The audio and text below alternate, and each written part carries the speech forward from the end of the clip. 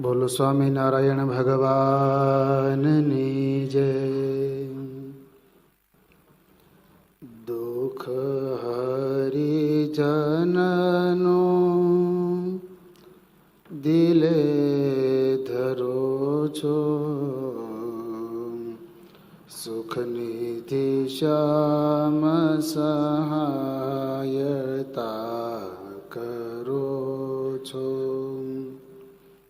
પ્રભુ તવ મૂર્તિ વિનોદકારી,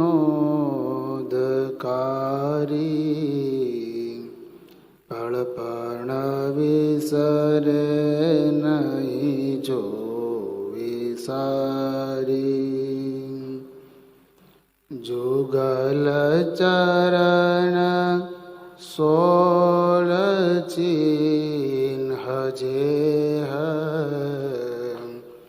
નજર સમીપે રહો અમારી ઓમ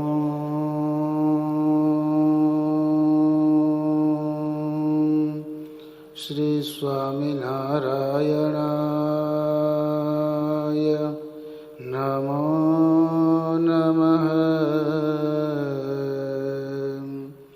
શ્રી પૂર્ણ પુરુષોત્તમાય ઘનશ્યામાય નીલકંઠાય શ્રી સહજાનંદ સ્વામીને નમો નમઃ.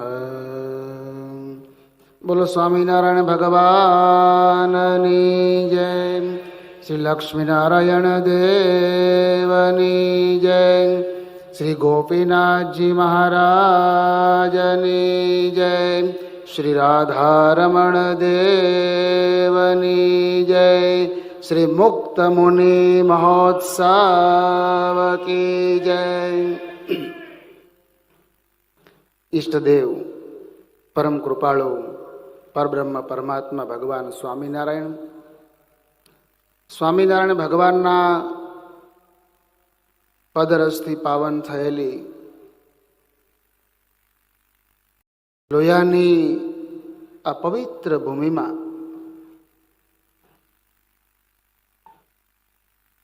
ગુરુદેવ સદગુરુવર્ય નંદકિશોરદાસજી સ્વામી એમના દિવ્ય આશીર્વાદથી પરમ વંદનીય પ્રાતસ્મરણીય ગુરુવર્ય શાસ્ત્રી સ્વામી શ્રી ઘનશ્યામ પ્રકાશદાસજી સ્વામી એમના આશીર્વાદથી સાકાર થઈ રહેલું આ લોયા ધામમાં અક્ષરધામ તુલ્ય મંદિર અને જેમના આશીર્વાદ સદૈવ આ મંડળ ઉપર ઉતર્યા છે એવા સ્વામિનારાયણ ભગવાન, જેને સત્સંગની માં કહી અને સંબોધે એવા ગુરુદેવ મુક્તાનંદ સ્વામી, એમને યાદ કરીને મુક્ત મુનિ મહોત્સવ અને સદગુરુ શતાબ્દી મહોત્સવ અંતર્ગત આધારાનંદ સ્વામી વિરચિત સુંદર મજાનો હરિચરિત્રામૃત સાગર ગ્રંથ, અને એમાં પણ લોયાધામની લીલા એનું શ્રવણ પૂજ્ય ગુરુજી કરાવી રહ્યા છે. ઉપસ્થિત સૌ સંતો, ખાસ કરીને ગુરુજીના મંડળના જે ગુરુ આજ્ઞાથી કાર્ય કરી રહ્યા છે. આમ તો આખું એ મંડળ ગુરુ આજ્ઞાથી કાર્ય કરી રહ્યું છે, પણ મારે મુખ્ય 4 સંતો એને મારે યાદ કરવા જોઈએ. એમાં એક પૂજ્ય નિષ્કામ વલ્લભ સ્વામી, બીજા સુરત વલ્લભ સ્વામી, ત્રીજા દિવ્ય વલ્લભ સ્વામી અને ચોથા અમારે દર્શન સ્વામી.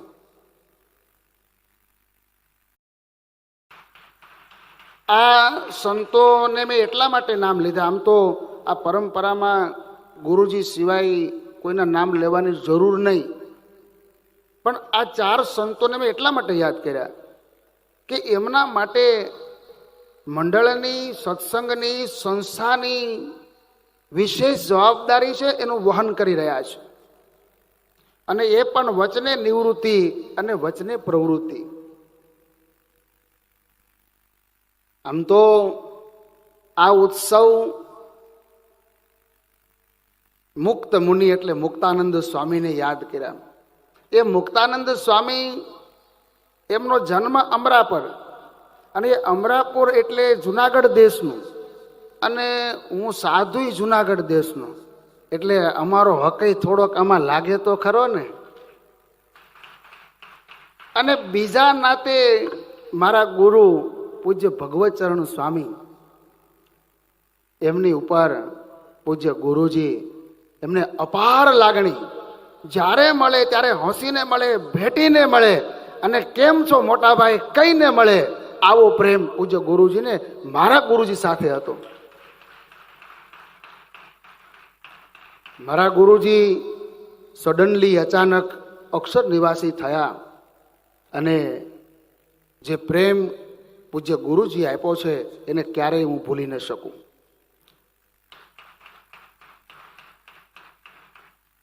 અને એટલે જ હું તો બહુ નાનો એવો સાધુ છું, શ્રીજી સ્વામી, પણ છતાંય આવડા મોટા ઉત્સવમાં મને વ્યાખ્યાન માળાના વક્તા તરીકે અહીંયા બેસાડ્યો ને, એ મારી લાયકાત પણ માત્ર ગુરુ કૃપા.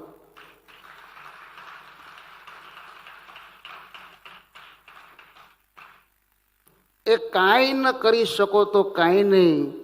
સવારમાં જ્યારે જ્યાં હોય ત્યાં જે મંદિરે દર્શન કરવા જાઓ, ઘર મંદિરે દર્શન કરો, પૂજા કરીને ભગવાનને કાયમ એટલી પ્રાર્થના કરવી કે તમે રાજી થાવ અને તમારા જે સદગુરુ સંતો અને જે મુક્ત હરિભક્તો છે એ મારા ઉપર રાજી થાય, આવું જીવન જીવી શકું ને, આટલી મારા ઉપર કૃપા કરજો, આવું કાયમ માગજો.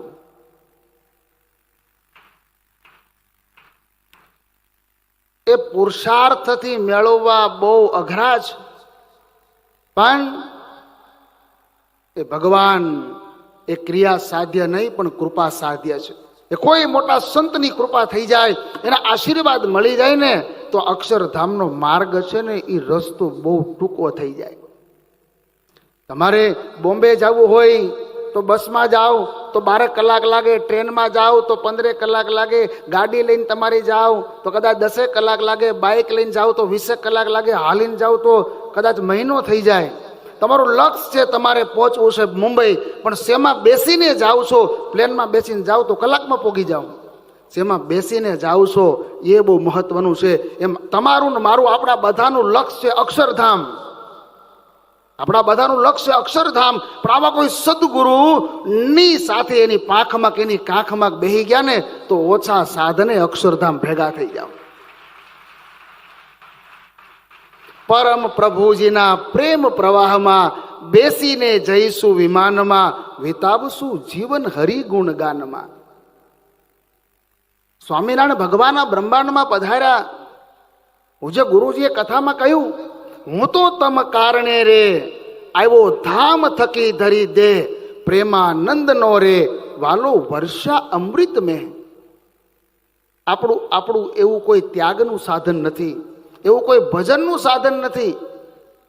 એક ઉપવાસ એકાદશીનો કરવો હોય કે હરિજયંતીનો કરવો હોય ને, તો આગલા દિવસથી આપણે એ ઉત્સવ એ ઉપવાસની તૈયારી કરતા હોય. દરરોજ 2 રોટલી સાંજે ખાતા હોય તો કે આજે 3 આપજો ને, કારણ કે કાલે એકાદશી છે ને. આગલા દિવસેથી વ્યવસ્થા કરવા માંડીએ. સવારમાં કદાચ 1 કપ દૂધ પીતા હોય તો કે આજે જરાક થોડુંક વધારે બનાવજો ને, કારણ કે આજે એકાદશી છે ને. અને કોઈ દી નાસ્તો ન કરતા હોય તો કે આજે એકાદશી છે ને, થોડીક વેફર તળજો ને સવારમાં. બહુ ઉપવાસ આપણાથી નથી થવાના. વર્ષો સુધી આપણે ધ્યાનમાં નથી બેસી શકવાના. ત્યારે આપણી પાસે એવું કયું સાધન છે કે જે સાધને કરી અને આપણે અક્ષરધામ સુધી પહોંચી શકીએ? સ્વામિનારાયણ ભગવાન એ બહુ મોટી કૃપા કરીને આ બ્રહ્માંડમાં પધાર્યા છે અને કોઈ નિમિત્ત નથી. ભગવાન રામ આવ્યા તો એ એક નિમિત્ત બનાવીને આવ્યા. જય અને વિજય વૈકુંઠમાં જાય છે અને સનકાદિકોનું અપમાન કરે છે અને પછી સનકાદિકો એ શાપ આપે છે. આખી કથા એ બહુ વિસ્તારવાળી છે, પણ મારે એમાં ઊંડું ઉતરવું નથી. ભગવાન કૃષ્ણ આવ્યા તો કોઈ નિમિત્ત કરીને આવ્યા, પણ સ્વામિનારાયણ ભગવાન, જોકે વચનામૃતમાં મહારાજે સ્પષ્ટ કહ્યું છે ભગવાનને અવતાર ધર્યાનો હેતુ શું? તમે એમ કહેશો કે અસુરોને મારવા, તો મહારાજ કે એટલું ભગવાનમાં અસમર્થપણું ગણાય. એ તો ભગવાન ત્યાં બેઠા બેઠા જ કરી શકે. જેના રોમસુ છિદ્રમાં અણુસમા બ્રહ્માંડ કોટી ફરે, એવા અક્ષરધામના અધિપતિ શ્રી સ્વામિનારાયણ. અસંખ્ય બ્રહ્માંડો જેના એક એક રોમમાં અણુની માફક ફરે છે. એ ભગવાનને અસુરોને મારવા આવવું ન પડે. મહારાજ એમ કે છે કે ભગવાન અહીંયા આવે છે તો માત્ર પોતાના ભક્તજનોને પોતાને સુખ, સ્વસ્વરૂપનું સુખ આપવા માટે પધારે છે. 7 વર્ષની વન વિચરણની યાત્રા જુઓ તમે. સ્વામિનારાયણ ભગવાન અયોધ્યાથી ઘર છોડે, જવું છે દ્વારિકા, અને વિચરણ કરતા કરતા એવા અઘોર વનમાં મહારાજે વિચરણ કર્યું છે. ભક્ત ચિંતામણીમાં લખ્યું છે કે લીધી કાળા પહાડની તળેટી, વન સઘન ને ઘણી ઘાટી, જ્યાં ન પડે સૂર્ય પ્રકાશ, ત્યાં જઈ કર્યો પોતે વાસ. ગાઢ જંગલ, સૂર્યના કિરણો પૃથ્વી ઉપર ન પડે, આવા ગાઢ જંગલમાં સ્વામિનારાયણ ભગવાન વર્ણી રૂપે વિચરણ કર્યું છે. 9 લખા પર્વતમાં 9 લાખ યોગીઓને 9 લાખ રૂપે થઈ અને દર્શન આપ્યા છે. એ વર્ણિરાજ લોજ આવે. આ મુક્ત મુનિ જો આ સંપ્રદાયમાં ના હોત તો કદાચ સ્વામિનારાયણ સંપ્રદાય બની જ ન શક્યો હોત. કારણ કે આપણો સંપ્રદાય ઉદ્ધવ સંપ્રદાય હતો, સ્વામિનારાયણ સંપ્રદાય બની ન શક્યો હોત અને સ્વામિનારાયણ ભગવાનની કદાચ આપને પ્રાપ્તિ થઈ પણ ના હોત. અને લોજની વાવના કિનારે સ્નાન કરીને સ્વ સ્વરૂપનું ધ્યાન કરીને મહારાજ બેઠા છે. એ કથા બધી તમને યાદ છે, માત્ર મારે ખાલી તમને યાદી કરાવી છે. એ લોજની બહેનો આવી છે. લોજની વાવ ઉપર અવતારી, આવી બેઠા બટુક બ્રહ્મચારી. મહારાજને બહુ વિનંતી કરી, મહારાજે આંખો ખોલી નથી. અને આજનું જે લોજનું સ્વામિનારાયણ મંદિર, રામાનંદ સ્વામીનો આશ્રમ, રામાનંદ સ્વામીનો સદાવ્રત ચાલે. રામાનંદ સ્વામી ભુજમાં બિરાજે છે. રામાનંદ સ્વામીના 50 શિષ્યો, મોટેરા મુક્તાનંદ સ્વામી ત્યાં છે. અને સુખાનંદ સ્વામી એ કાવડ લઈ અને એ વાવ એટલે કૂવો, ત્યાં એ પાણી ભરવા માટે, એટલે કૂવો, ત્યાં એ પાણી ભરવા માટે આવે છે. અને સ્વામીને જ્યારે જોયા છે ત્યારે બહેનો થોડાક દૂર ખસ્યા છે. સ્વામીએ વર્ણિરાજને જ્યારે જોયા અને વૃત્તિ ખેંચાણી અને સ્વામીએ કહ્યું છે કે બોલો બોલો રે જોગી બાલુડા, ક્યાંથી આવ્યા આપજી, દેહ ધરો કિયા દેશમાં, કોણ માયને બાપજી, બોલો બોલો રે જોગી બાલુડા.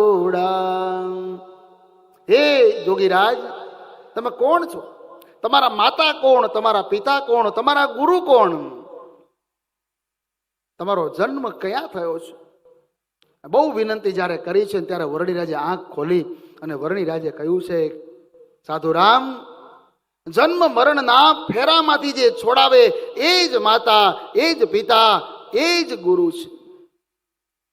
અને પછી સુખાનંદ સ્વામીએ કહ્યું છે કે વર્ણિરાજ, અમારા આશ્રમમાં પધારો. વર્ણિરાજ તો કે જાતા નથી, કારણ કે જ્યારે રામાનંદ સ્વામીને પત્ર લખે છે ને ત્યારે એમાં વર્ણિરાજે પોતાનો સ્વભાવ લખ્યો છે. એમાં કહ્યું છે કે મેડી મોલ અવાસ મારેવું, તે તો લાગે કારાગ્રહ જેવું. અમે ક્યાંય વસ્તીમાં જાતા નથી, અમને ક્યાંય વસ્તીમાં ગમતું નથી. આ વર્ણિરાજ એને જ્યારે સુખાનંદ સ્વામી એમ કહ્યું છે ત્યારે ગુરુદેવ રામાનંદ સ્વામીનો અહીંયા આશ્રમ છે, અને રામાનંદ સ્વામીનું જ્યારે નામ પડ્યું ને ત્યારે વર્ણિરાજના કાન થોડાક ચમકા. પિતા ધર્મદાદા એવું કહેતા કે આપણા ગુરુ એ રામાનંદ સ્વામી છે.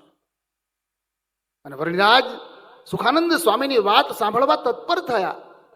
અને સુખાનંદ સ્વામીએ કહ્યું કે ગુરુદેવ રામાનંદ સ્વામી તો અત્યારે ભુજ છે, પણ મોટેરા મુક્તાનંદ સ્વામી એ બહુ ભગવાન જેવા સાધુ છે.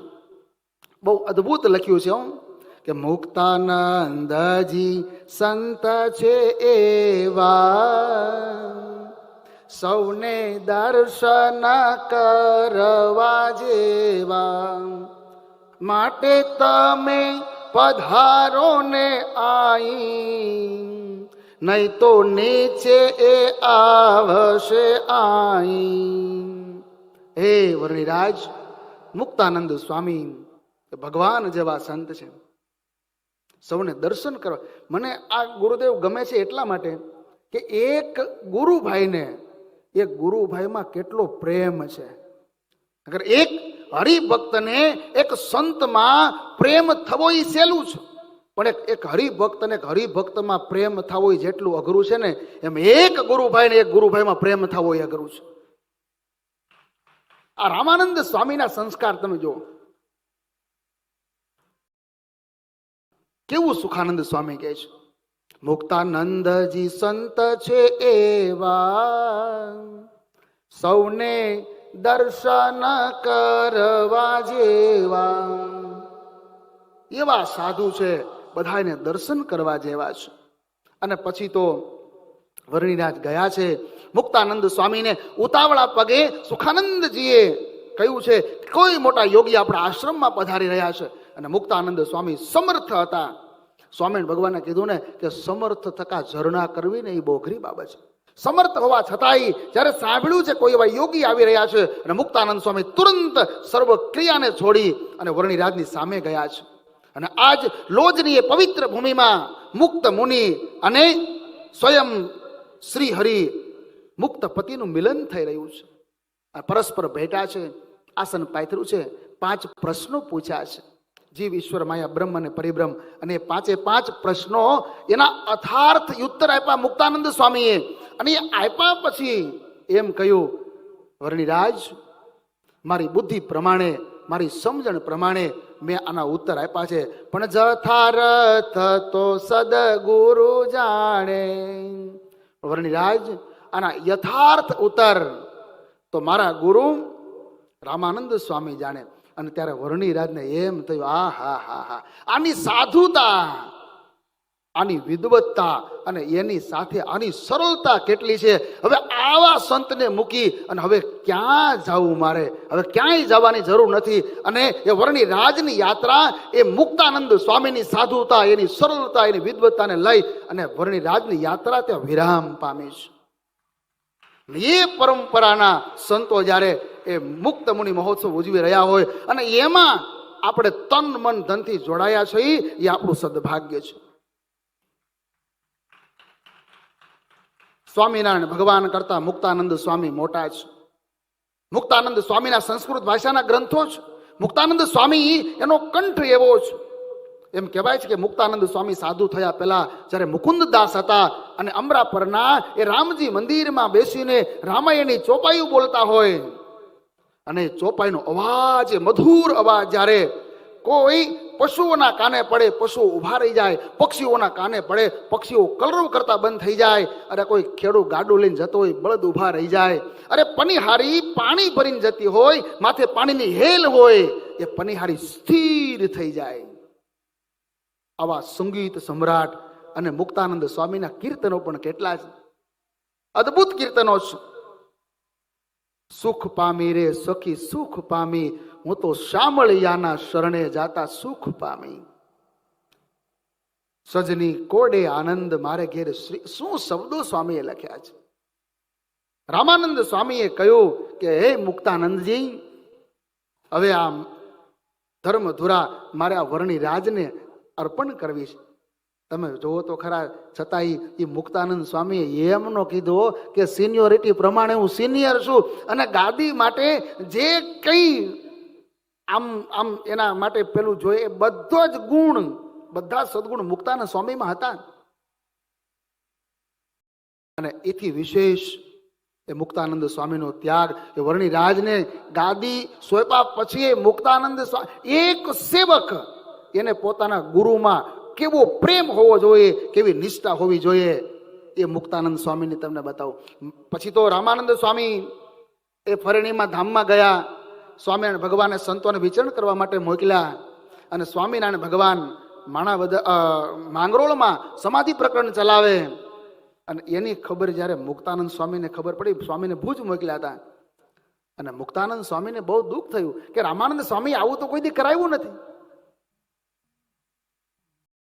જેને સમાધિના શની ખબર ન પડે અને એને સમાધિ થાય. મુક્તાનંદ સ્વામીને એમ થયું કે આ કોઈ સમાજ જે ચમત્કારમાં જીવતો તો એ ચમત્કારમાંથી એને બહાર કાઢવા માટે ગુરુદેવ રામાનંદ સ્વામીએ વર્ષો સુધી પ્રયત્ન કર્યો. અને આજે રામાનંદ સ્વામી ગયા એનો બહુ જાજો સમય નથી થયો અને વળી પાછા સહજાનંદ સ્વામી એ લોકોને ચમત્કાર તરફ લઈ જાય છે, અંધશ્રદ્ધા તરફ લઈ જાય છે. હવે મોટા શિષ્યના નાતે મારે એને કેવું જોઈએ. અને મુક્તાનંદ સ્વામી ત્યાંથી આવે છે અને સ્વામિનારાયણ ભગવાન માંગરોળથી કાલવાણી આવે છે. મેઘ પર થઈને કાલવાણી મહારાજ આવ્યા છે. સ્વામી ત્યાં ગયા છે. આખો પ્રસંગ સત્સંગી જીવનમાં છે. ત્યારે એકાંત જોઈને ક્યારે વાત કરવી એ મહારાજે શીખવું છે. મુક્તાનંદ સ્વામી તમે જો કેટલી વિનમ્રતા એની, બધાની વચ્ચે નથી કીધું. કેવું છે તો મારે એકાંત ન કરતો એ કહી શકે, કારણ કે મોટા હતા. રામાનંદ સ્વામીના એ મુખ્ય શિષ્ય હતા.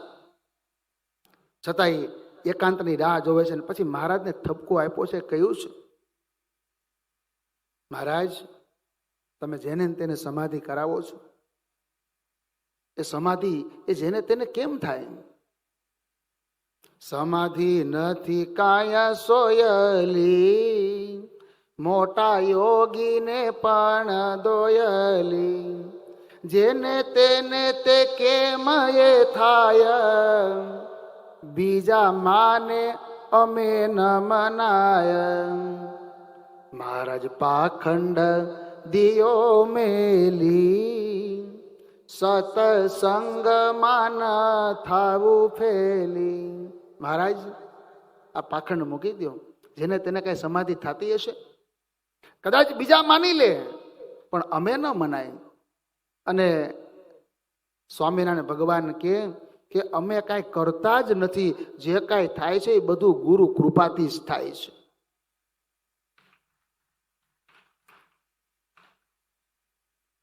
મહત્વની વાત એ હતી કે ગમે એને સમાધિ થઈ જાય.